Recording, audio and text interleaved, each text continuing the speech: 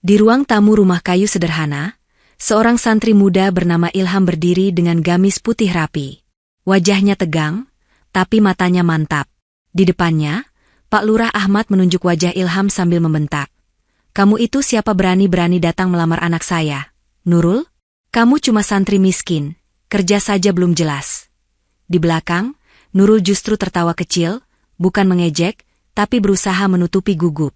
Ilham hanya menunduk, menahan perih ketika Pak Lurah mengusirnya keluar rumah, ditemani pandangan tetangga yang memandang rendah. Hari itu, Ilham berjanji pada dirinya sendiri, di teras rumah Pak Lurah yang dingin dan memalukan itu, bahwa ia akan kembali dalam keadaan yang sama sekali berbeda. Bukan untuk balas dendam, tapi untuk membuktikan bahwa harga diri manusia tidak ditentukan oleh harta. 5 tahun kemudian, kabar mengejutkan tersebar. Seorang pengusaha muda bernama Ilham memiliki 20 gerai minimarket, beberapa restoran, dan hotel mewah di kota. Warga kampung terperangah ketika tahu, itu adalah santri miskin yang dulu diusir Pak Lurah.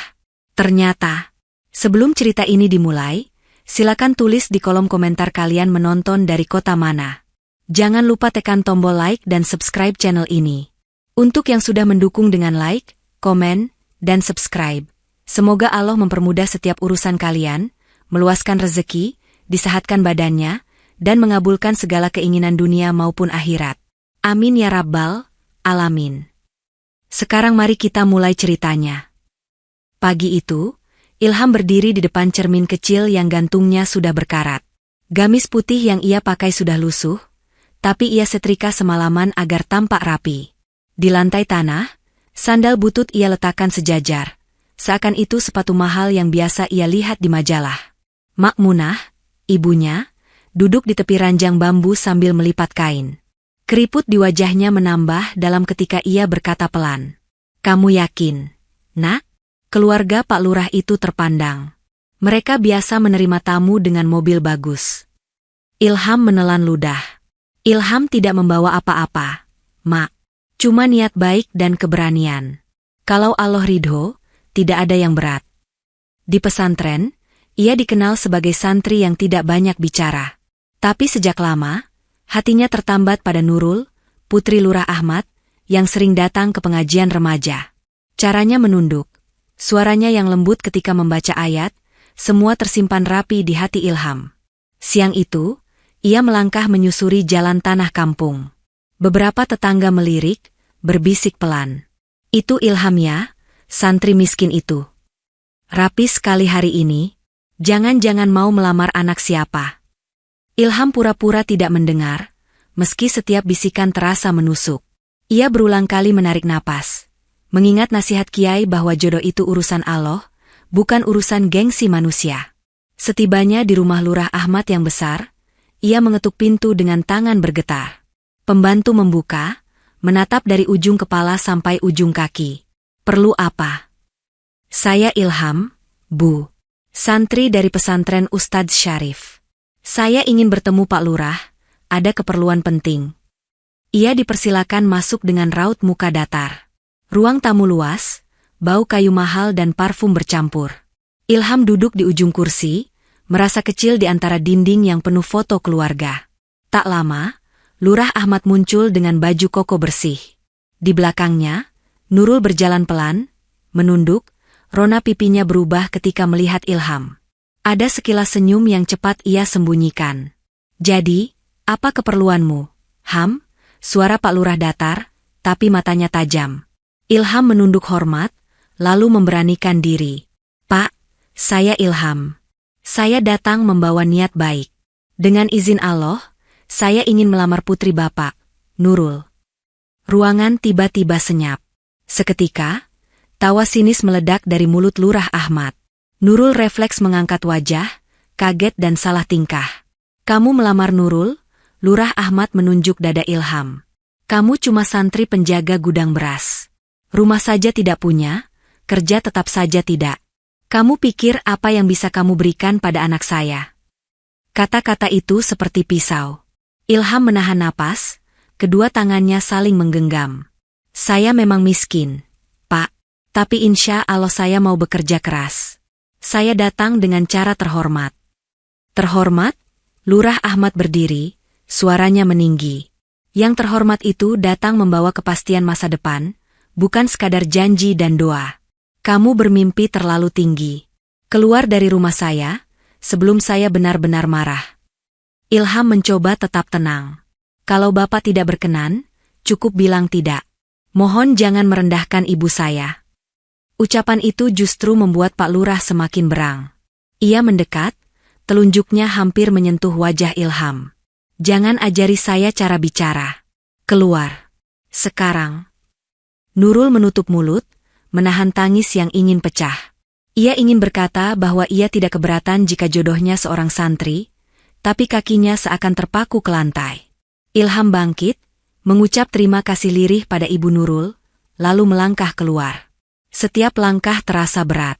Di ambang pintu, ia menoleh sebentar, menatap seisi rumah itu, sebelum akhirnya menunduk dan menutup gerbang pelan-pelan, meninggalkan sore yang berubah jadi bayang-bayang panjang di halaman. Angin senja menyambut Ilham saat ia kembali ke rumahnya yang kecil. Mak Munah sudah menunggu di teras, memeluk gamis lusuh di tangan. Matanya langsung mencari wajah anaknya, dan tanpa kata-kata ia bisa membaca jawabannya. Ditolak, Nak? Ilham tersenyum tipis, berusaha tegar. Bukan sekadar ditolak, Mak. Ilham diusir. Katanya Ilham mimpi terlalu tinggi. Mak Munah menunduk, mengusap sudut mata. Maafkan Mak, Nak. Mungkin kalau Mak punya harta, mereka tidak akan berani menghina begitu. Ilham segera menggenggam tangan ibunya. Mak jangan bicara begitu. Mak sudah beri Ilham lebih dari cukup. Kalau mereka menolak, itu hak mereka. Allah pasti punya rencana lebih baik. Mereka masuk ke dalam rumah. Lampu minyak menyinari dinding bambu dengan remang. Suara jangkrik mengisi keheningan. Setelah sholat maghrib, Ilham duduk lama di sajadah, menatap langit-langit yang mulai menghitam. Mak, ujarnya akhirnya, Ilham tidak mau tinggal di kampung begini saja. Mungkin benar, di mata mereka Ilham tidak punya apa-apa. Tapi Ilham yakin Allah tidak menciptakan Ilham hanya untuk jadi bahan hinaan. Mak Munah memandang anaknya lama-lama. Ada sesuatu yang baru disorot mata Ilham, perpaduan antara sakit hati dan tekad yang mengeras. Kamu mau kemana? Ilham mau merantau. Ke kota tempat kawan pesantren dulu bekerja. Katanya, di sana banyak peluang. Ilham ingin belajar dagang, kerja apa saja. Sampai suatu hari bisa pulang dengan keadaan berbeda. Bukan untuk pamer, tapi supaya tidak ada lagi yang berani merendahkan Mak. Mak Munah terdiam. Hatinya takut melepas, tapi ia tahu menahan Ilham berarti menahan harapan satu-satunya. Kalau begitu, pergilah, Nak, suaranya serak. Tapi ingat, kemanapun kau pergi, jangan tinggalkan sholat. Jangan ambil yang bukan hakmu. Jangan lupa kirim kabar. Mak tidak butuh uang banyak. Mak cuma butuh tahu kamu masih hidup dalam lindungan Allah. Ilham memeluk ibunya erat. Di luar, langit berubah jingga, seolah ikut menyaksikan janji yang terucap lirih. Malam itu, sebelum tidur, Ilham menatap keluar jendela. Dari kejauhan, terlihat samar rumah lurah yang terang benderang. Ia menghembuskan napas panjang, bukan dalam bentuk dendam, melainkan doa pelan agar di masa depan ia bisa kembali dengan kepala tegak, tanpa rasa kecil di hadapan siapapun. Fajar belum sepenuhnya pecah ketika bus tua yang ditumpangi Ilham meninggalkan kampung. Ia duduk dekat jendela, memandangi sawah yang perlahan berganti menjadi deretan bangunan. Tas kecil di pangkuan berisi beberapa baju, mushaf yang lusuh, dan sedikit uang hasil tabungan bertahun-tahun membantu di pesantren. Perjalanan panjang membuat punggungnya pegal. Tapi begitu memasuki kota, rasa lelah itu tertutup oleh takjub. Gedung menjulang, suara klakson bersahutan, lampu warna-warni menghiasi papan reklame. Ini dunia yang selama ini hanya ia bayangkan dari cerita orang. Turun di terminal, Ilham menenteng tas, matanya mencari arah. Ia mengingat lagi alamat teman pesantrennya yang bekerja di kota, namun ketika bertanya pada beberapa orang, tidak ada yang tahu. Ponsel ia tidak punya, hanya secari kertas dengan tulisan alamat yang sudah sedikit basah oleh keringat. Perutnya mulai lapar. Ia berjalan menyusuri trotoar, hingga berhenti di depan sebuah warung kecil yang sepi pengunjung. Papan namanya pudar, kaca etalase berdebu. Di dalam, Seorang pria setengah baya duduk termenung di belakang meja kasir. Ilham masuk, mengucap salam. "Pak, ada nasi bungkus yang murah." Pemilik warung mengangguk, menyiapkan sepiring nasi dengan lauk sederhana. Ilham makan perlahan, rasa syukur menutupi rasa asing yang menggelayut. Setelah selesai, ia memberanikan diri bertanya, "Pak, kalau saya ingin bekerja, apa di sini butuh orang?" Pria itu, yang memperkenalkan diri sebagai Pak Darto, menghela napas panjang. "Warung ini saja hampir tutup. Nak, penjualan turun terus, utang ke pemasok menumpuk. Saya bingung gaji diri sendiri." Ilham memandang sekeliling. Rak barang tidak tertata, beberapa produk kedaluarsa masih dipajang, harga tidak jelas. "Kalau saya boleh bantu, Pak," ujarnya hati-hati, "saya tidak minta gaji besar. Asal diberi tempat untuk tidur dan makan sederhana. Saya pernah membantu mengurus gudang dan catatan keuangan di pesantren." Pak Darto mengamati Ilham dari ujung kepala sampai kaki, mencoba menilai kejujurannya. "Kau bisa hitung stok dan mencatat pemasukan?" "Insya Allah bisa, Pak." Hening sejenak, kemudian Pak Darto mengangguk pasrah. "Baiklah. Daripada warung ini sepi tanpa perubahan, lebih baik ada yang bantu. Mulai malam ini, kau tidur di kamar kosong di belakang."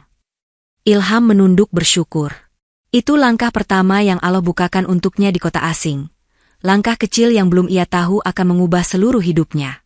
Hari-hari Ilham di warung Darto dimulai sebelum matahari terbit.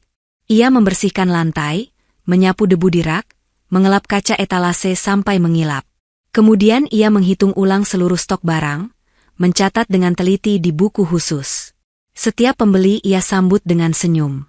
Ia hafal nama-nama pelanggan tetap, menanyakan kabar anak mereka, mendengarkan keluhan sederhana tentang harga yang naik. Perlahan, orang merasa nyaman datang ke warung itu. Di malam hari, setelah warung tutup, Ilham duduk di meja kasir, menata uang di laci, menghitung tiap lembar dengan teliti. Pak Darto sering memperhatikan dari jauh. Belum pernah ia melihat pegawai sejujur dan sepeka itu. Suatu malam hujan deras, seorang pemasok barang datang saat warung hampir tutup. Ia mengirim beberapa dus mie instan dan minuman. Setelah serah terima, pemasok itu menyodorkan amplop kecil pada Ilham. "Ini tanda terima kasih, Mas.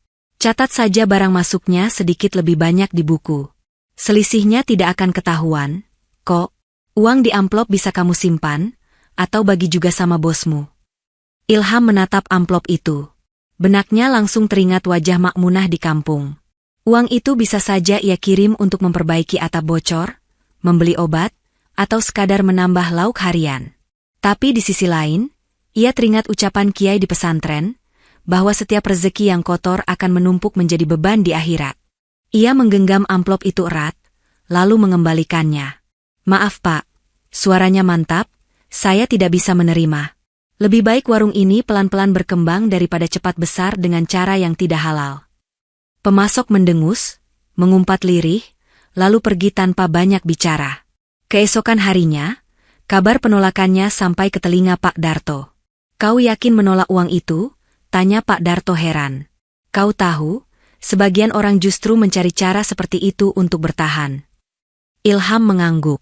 Kalau warung ini ingin hidup lama, ia harus berdiri di atas kejujuran. Kalau tidak, sewaktu-waktu bisa runtuh.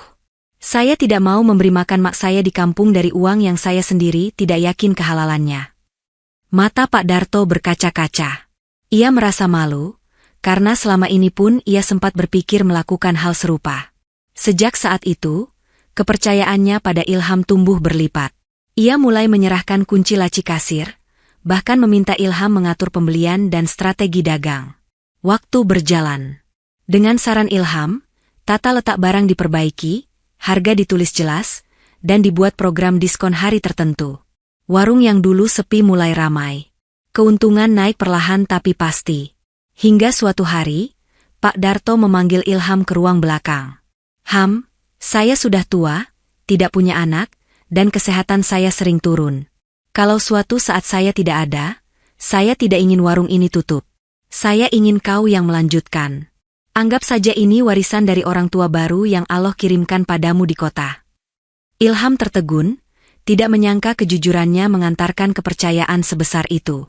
Ia mencium tangan Pak Darto, dalam hati bersyukur atas ujian yang ia lewati tanpa menodai hatinya. Dengan warisan kepercayaan dari Pak Darto, Ilham mulai berani bermimpi lebih luas. Ia tidak ingin warung itu hanya bertahan. Ia ingin berkembang, membuka cabang, memberi pekerjaan untuk orang lain yang bernasib seperti dirinya dulu. Ia mengganti sedikit tampilan warung, memberi nama baru yang sederhana namun mengandung doa. Ia membuat logo, menata rak dengan pola yang lebih rapi, membagi bagian khusus untuk ibu-ibu, pelajar, dan pekerja malam yang butuh makanan cepat. Keberhasilannya menjaga keuangan dan meningkatkan penjualan membuat beberapa pelanggan tertarik. Salah satunya seorang pengusaha senior yang sering belanja di sana. Pengusaha itu memperhatikan cara Ilham melayani, bagaimana ia menegur karyawan dengan lembut, dan bagaimana ia selalu menutup kasir dengan sedekah kecil dari keuntungan harian. "Kau punya rencana besar?" tanya pengusaha itu suatu sore. "Saya ingin membuka cabang di banyak tempat, Pak," jawab Ilham jujur. "Bukan hanya untuk keuntungan, tapi juga untuk membuka lapangan kerja. Dan saya ingin setiap cabang punya kotak infak yang hasilnya dipakai untuk santri miskin." Pengusaha itu tersenyum. "Kau butuh modal. Bagaimana kalau saya menjadi investor, tapi dengan syarat, kau tetap memegang kendali penuh dan menjaga prinsip kejujuran yang kau pegang ini?" Ilham terdiam, lalu mengangguk. "Kalau kerjasama ini membuat usaha semakin bermanfaat, insya Allah saya siap." Dari 1 cabang, bertambah jadi 3. Dari 3, menjadi 10. Hingga beberapa tahun kemudian, 20 minimarket berdiri di berbagai sudut kota, semuanya dengan pola pelayanan yang sama. Di setiap kasir, ada kotak kecil bertuliskan ajakan untuk membantu santri dan janda fakir.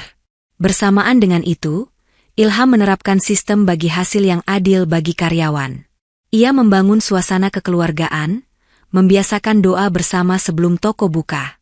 Para pelanggan merasa betah, bukan hanya karena harga, tapi karena hangatnya suasana. Setelah jaringan minimarket menguat, Ilham mengembangkan restoran keluarga dengan menu rumahan. Ia ingat masakan Makmunah yang sederhana namun penuh cinta. Dari sana lahir beberapa restoran yang selalu ramai. Langkah berikutnya lebih besar lagi.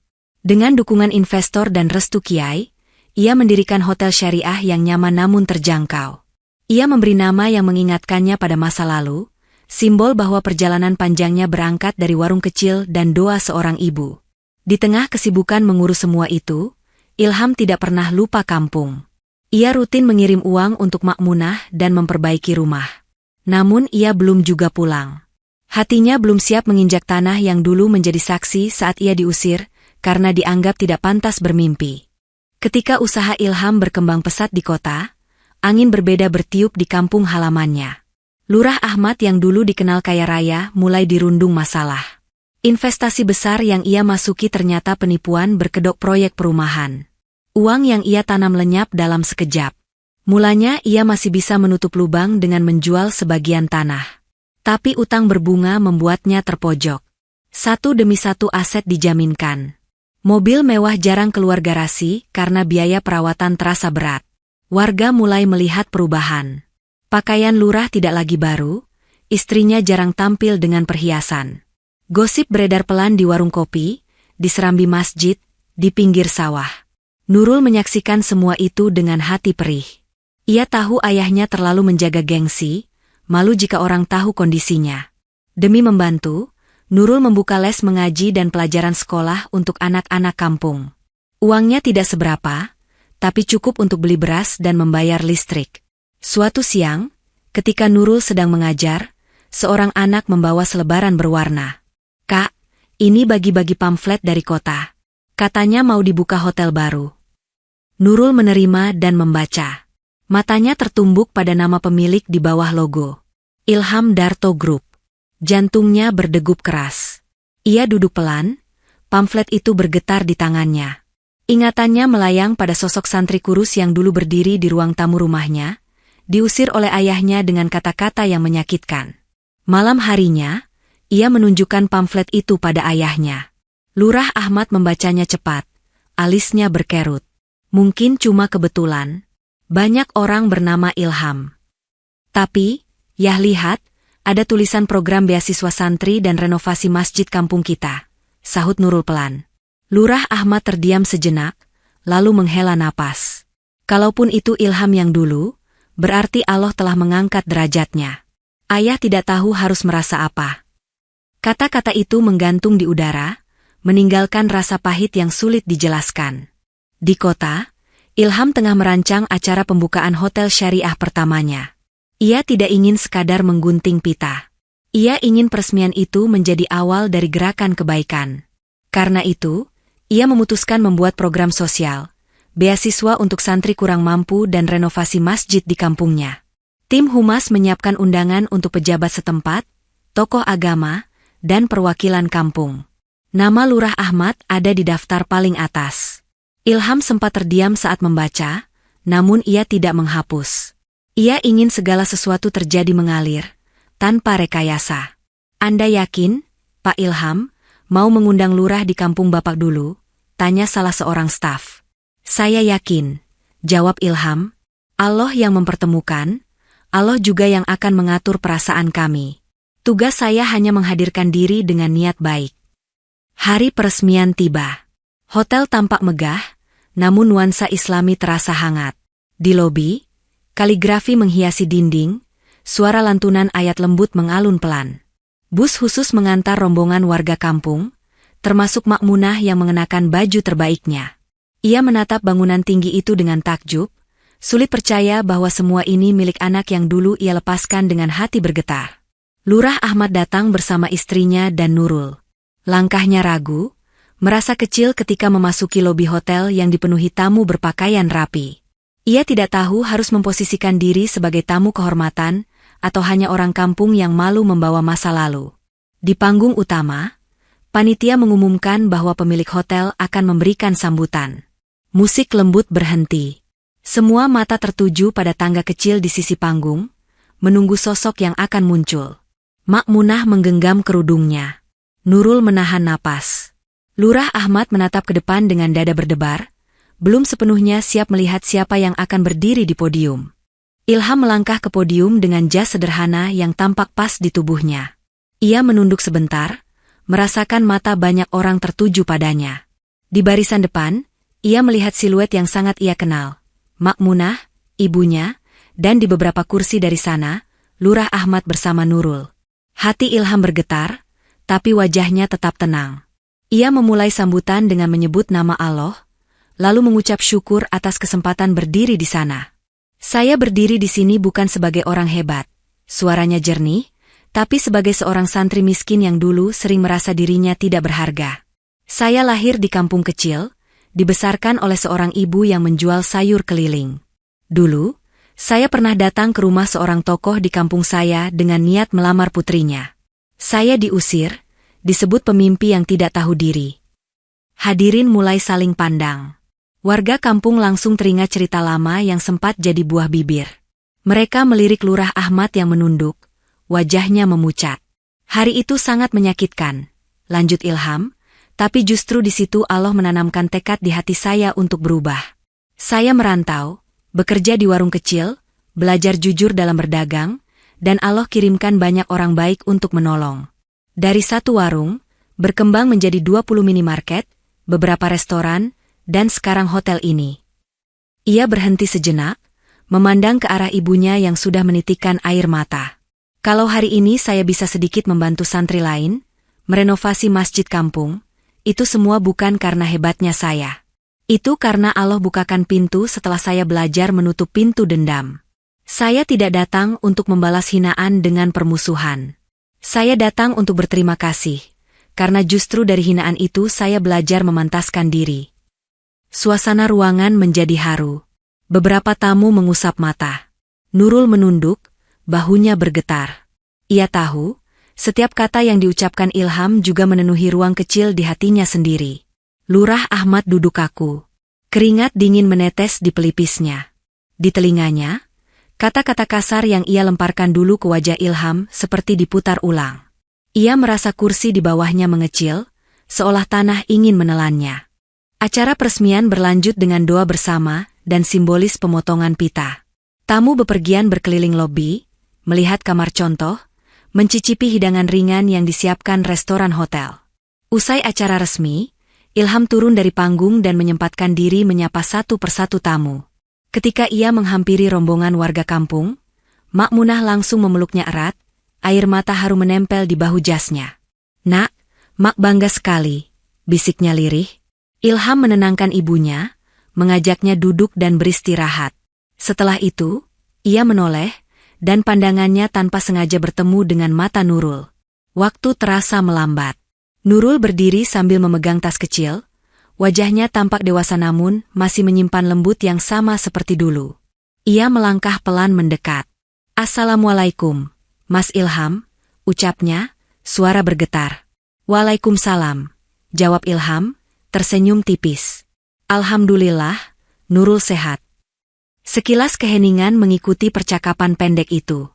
Banyak hal ingin mereka ucapkan, namun masing-masing terikat oleh adab dan keadaan. Di kejauhan, Lurah Ahmad memperhatikan, dada sesak oleh rasa malu dan penyesalan. "Maaf atas yang dulu terjadi," kata Nurul lirih, menunduk. "Waktu itu aku tidak berani bicara apa-apa. Aku hanya bisa melihat Mas Ilham pergi." Ilham menggeleng pelan. "Allah sudah atur semuanya.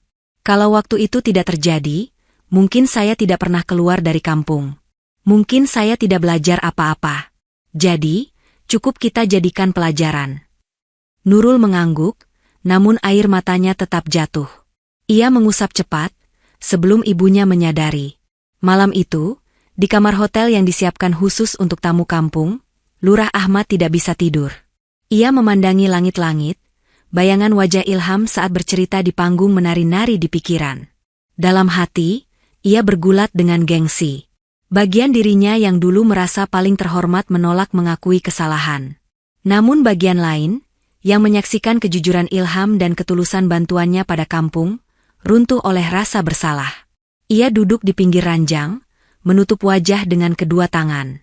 Pertama kali dalam hidup, ia benar-benar merasa kecil, bukan karena kehilangan harta, tetapi karena menyadari kerasnya hati sendiri.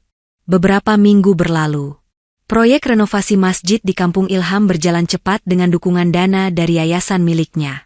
Atap masjid diganti, lantai keramik yang retak dibongkar, dan tempat wudhu diperluas. Ilham memutuskan sudah saatnya ia pulang, bukan sekadar sebagai donatur, tapi sebagai anak kampung yang rindu menginjak tanah kelahirannya. Ia mengajak sebagian timnya, termasuk beberapa karyawan yang dulu ia rekrut dari kalangan yatim dan santri. Mobil rombongan memasuki kampung di pagi yang cerah. Anak-anak berlarian mengejar, melambai sambil berteriak menyebut nama Ilham. Warga keluar dari rumah, tersenyum bangga. Sebagian masih sulit percaya bahwa pemuda yang mereka sambut adalah santri kurus yang dulu sering mereka lihat membawa karung beras pesantren. Mak Munah berjalan di samping Ilham, wajahnya berseri. Ia menyalami tetangga satu persatu, memeluk beberapa sahabat lamanya yang turut bangga dengan keberhasilan anaknya. Di halaman masjid, panitia sudah menyiapkan panggung sederhana. Spanduk besar bertuliskan ucapan terima kasih kepada para donatur, dengan nama Ilham sebagai penyumbang utama. Lurah Ahmad hadir dengan pakaian sederhana, duduk di barisan depan, menggenggam tasbih kecil. Ilham naik ke panggung, menyampaikan sambutan singkat.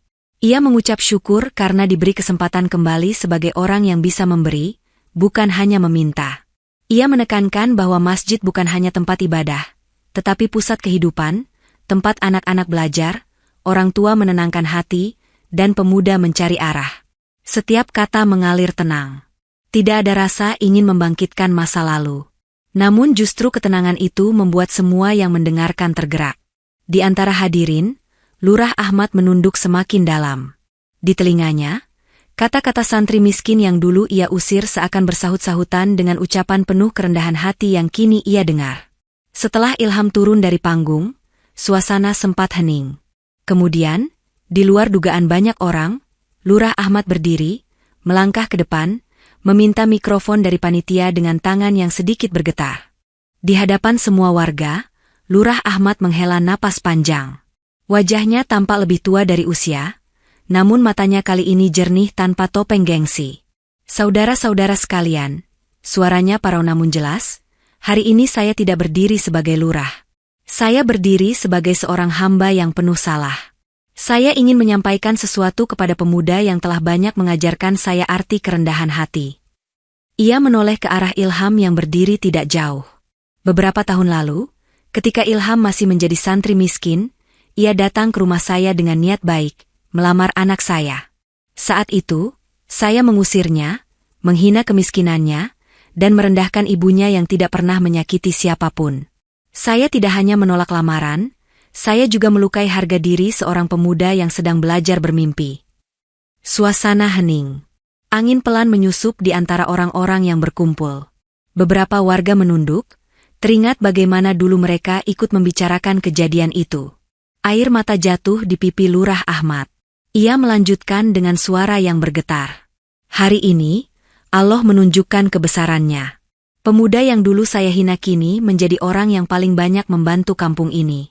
Ia merenovasi masjid, memberi beasiswa, membuka lapangan kerja, sementara saya yang dulu membusungkan dada justru kehilangan banyak harta. Di depan kalian semua, saya meminta maaf kepada Ilham dan ibunya.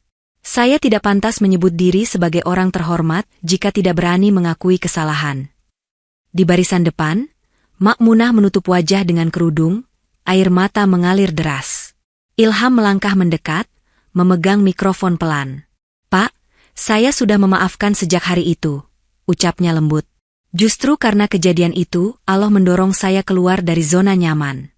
Kalau tidak, mungkin saya tetap menjadi Ilham yang takut melangkah. Kalau hari ini saya bisa membantu sedikit, itu semua berkat doa ibu saya, bimbingan kiai, dan pelajaran keras dari sikap bapak waktu itu. Tanpa menunggu, Ilham memeluk Lurah Ahmad. Pelukan itu sederhana, namun cukup untuk mematahkan sisa-sisa gengsi yang masih tersisa di hati Lurah. Warga yang menyaksikan ikut menitikkan air mata. Mereka melihat bagaimana dua laki-laki yang dulu terpisah oleh tembok status kini berdiri sejajar, disatukan oleh kejujuran dan keberanian untuk saling memaafkan.